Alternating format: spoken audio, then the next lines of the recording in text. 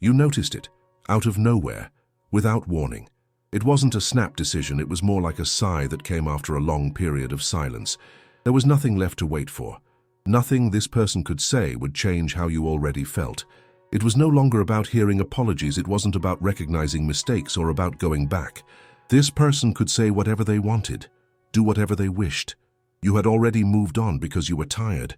Tired of trying to be seen by someone who only looked at themselves. Tired of holding yourself together in something that always came in halves. You realized it, that you gave much more than you should have, that you accepted much less than you deserved, that you stayed for much longer than was healthy. And all of this because of an idea. The idea that if this person ever saw your worth, it would all be worth it. But it wasn't. Because that validation never came. And when it did, it was too late. You didn't need it anymore because what held you back no longer did. Because the absence turned into relief. Because the silence became light. You don't feel better than anyone. You don't feel hatred. You don't miss what you had. Because now you know what you never had. You just want to move on, with no loose ends, no drama, no turning back. And if this person shows up, that's fine, but they'll find a different version of you now, one that no longer begs. One that doesn't explain themselves. One that doesn't wait. There was no warning, no final period. It just faded away. From within, what once hurt has turned into just a muffled echo.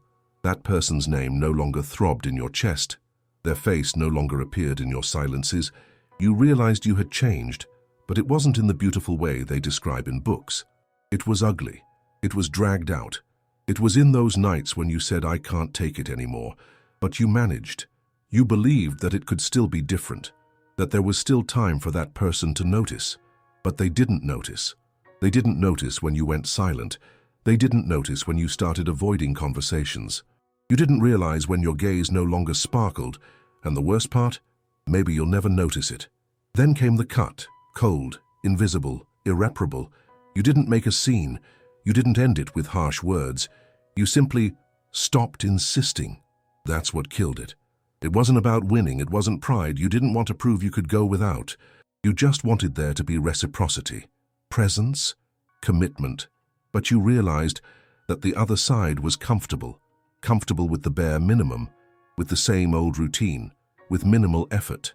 And you were exhausted from offering everything, from trying to understand what wasn't even explained, from contorting yourself to fit into absence. That's when the most dangerous silence came. The silence that doesn't shout, that doesn't point fingers, that doesn't cry. It simply settles in and stays. It was at that point you stopped waiting. The moment no one sees. No one sees the day you get up and tell yourself, "It's over," but not out loud, not for the world, just to yourself, in your breath. Your heart still beats, but not for the same reason. You still remember, but you no longer want to relive it. You still feel, but you won't chase after it anymore. The change was silent, but it was definitive. You realized this person could come back, and still they wouldn't find anyone to save. You had already left long before the steps, long before the end. And it doesn't matter if they say you gave up. You know, what happened was the end of a cycle of illusion. You stopped negotiating with crumbs, stopped justifying actions with hopes, stopped fooling yourself with what had already hurt you 1,000 times. You were tired. And it wasn't a rational decision, it was an internal collapse, a limit that only you know where it broke.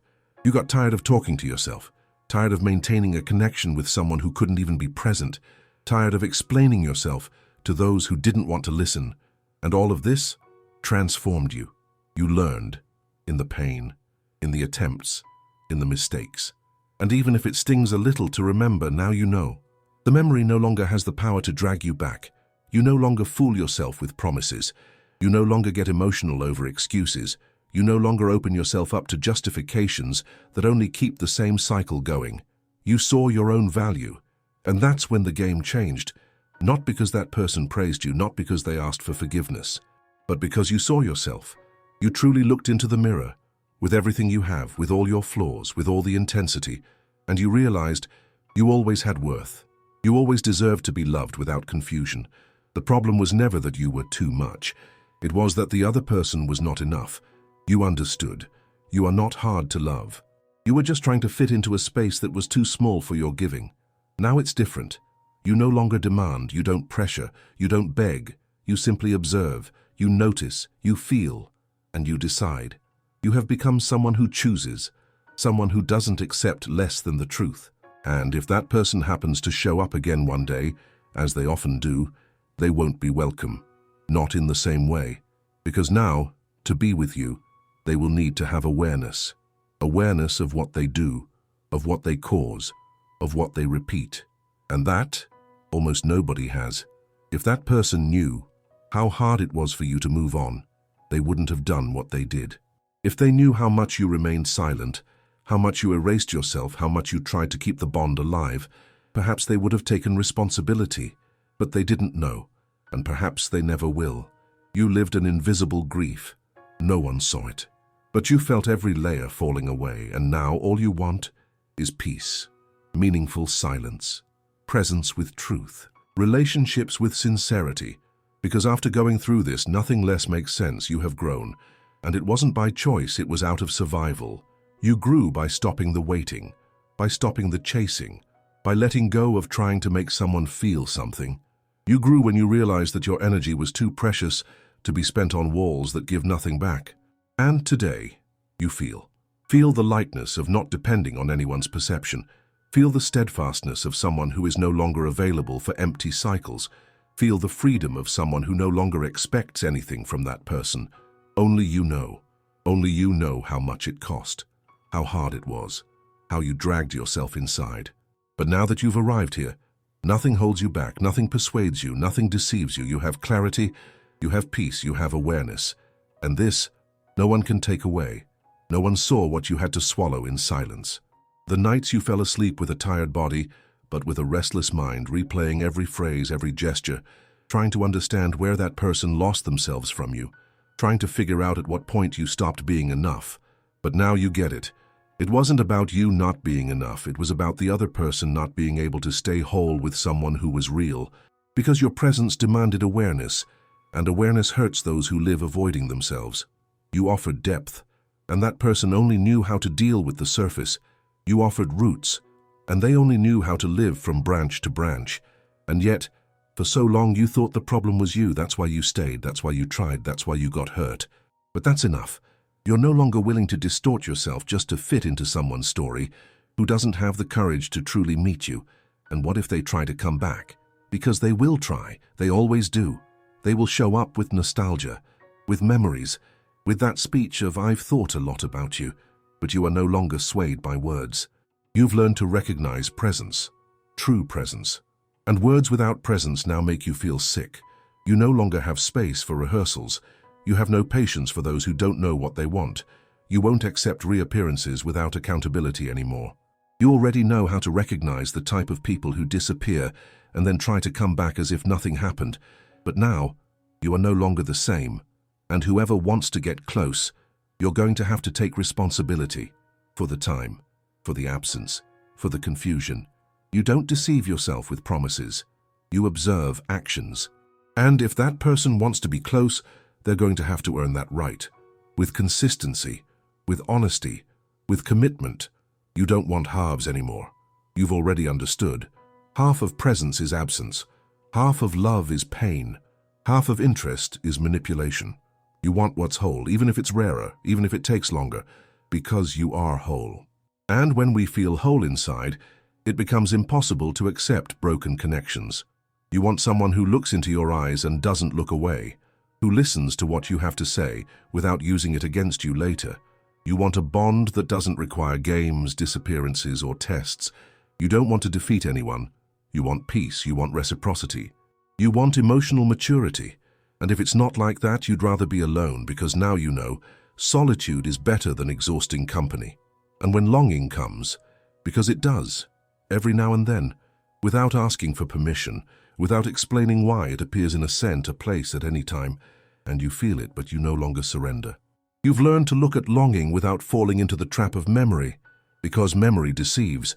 It shows only the good pieces, it erases the voids, it hides the silences, but you remember what it cost. You remember the weight. You remember the exhaustion of trying to maintain what shouldn't have been maintained. And that's enough. You've learned not to romanticize what hurt you. You've learned to respect your story without reliving what has already been buried. Longing can come, but you're no longer chasing it, because now you have a pact with yourself, and you know, going back would break that pact. You've become a portal, and only those who can cross through with truth may enter. Now any superficial presence is noticeable from afar. You can feel it in the gaze, in the tone of voice, in the hesitation. You've lived enough to recognize who comes with real intent, and those who just want to fill a temporary void. And you no longer present yourself as the cure for others' wounds. You are no longer a distraction for those who are running away. Anyone who wants to stay will have to learn to deal with who you are, without trying to mold, silence, or erase you, because you will no longer shrink to fit. The end of a cycle doesn't happen when the other person says it's over. It happens when you stop hurting yourself trying to hold on to something that's already gone, and you have stopped. Not because you are tired of the person, but because you are tired of being the only one trying. Today, your energy is where it makes sense. Your attention is where there is reciprocity. Your love is coming back to you. You've learned, in the hardest way. But you've learned, and now that you've learned, no one can take that away from you. You are where you needed to be. You don't need to prove anything anymore.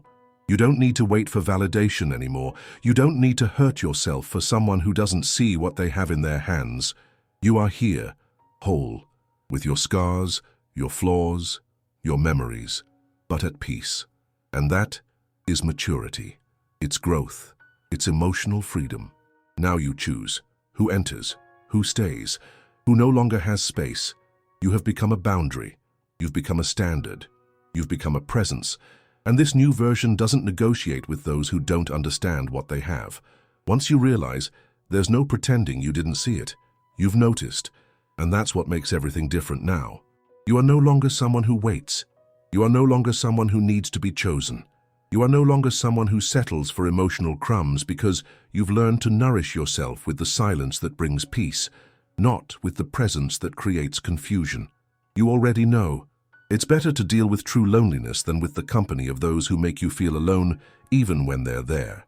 And for that reason, even if they try to label you as cold, distant, or arrogant, you won't go back, because only you know how much it hurt to build this internal fortress. This distance is not disinterest, it's protection.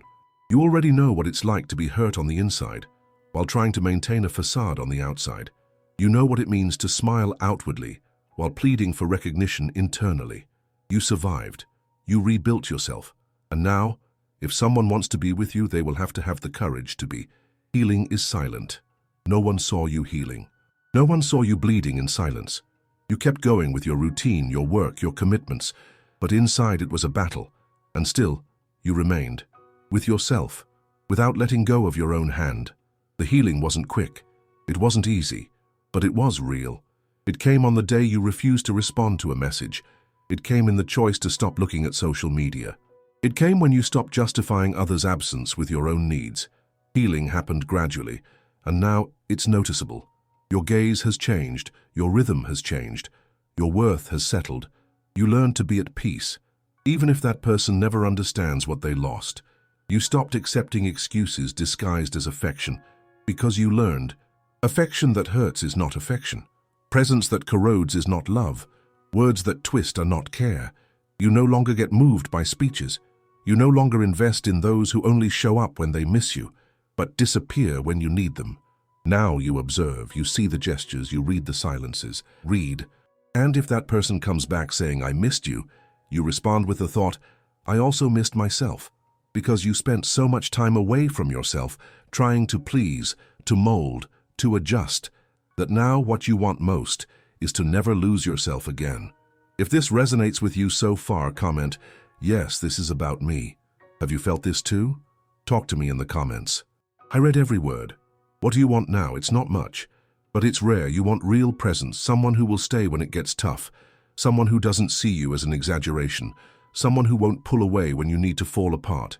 You don't want someone perfect, you want someone sincere, available, whole, because you are that now, you offer that. And what you offer is what you demand, not out of arrogance, but out of maturity, out of awareness, out of self-knowledge. You know what you deserve, you know what you give, you know how far you can go, and you know very well from where you never want to return. And if life puts you face to face again, it can happen. Fate has a way of doing that. But the question isn't if we meet again. The question is, do you still fit in that bond? You look back and realize it wasn't just the person who stayed. You moved on, you grew, you expanded. The pain elevated you, and you won't lower yourself again to fit into the space that once stifled you. You are bigger now, deeper, more selective. And if the reunion happens, it will be with a different you. A you that won't dissolve for any temporary affection. A you that won't open up for just any smile. A you that won't give in without checking for depth on the other side. If this person finds you again, they will have to deal with someone who is no longer available to repeat old patterns, because what you want now bears presence with awareness. You won't accept anymore. Those who disappear and come back as if nothing happened. Those who praise you but don't support you. Those who say they're sorry but never change. You want those who notice, who see, who take responsibility, and most importantly, who doesn't leave you feeling confused. Love is not confusion. It's not a test. It's not punishment.